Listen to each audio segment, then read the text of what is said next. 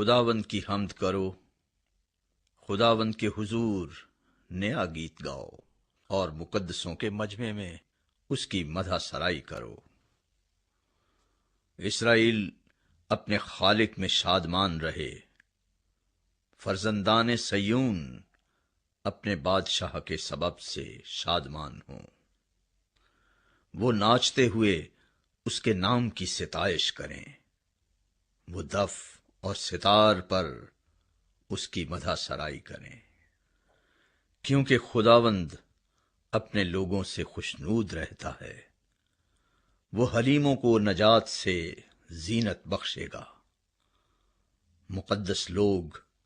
جلال پر فخر کریں، وہ اپنے بستروں پر خوشی سے نغمہ سرائی کریں، ان کے منہ میں خدا کی تمجید اور ہاتھ میں 2 دھاری تلوار ہو، تاکہ قوموں سے انتقام لیں اور امتوں کو سزا دیں، ان کے بادشاہوں کو زنجیروں سے جکڑیں اور ان کے سرداروں کو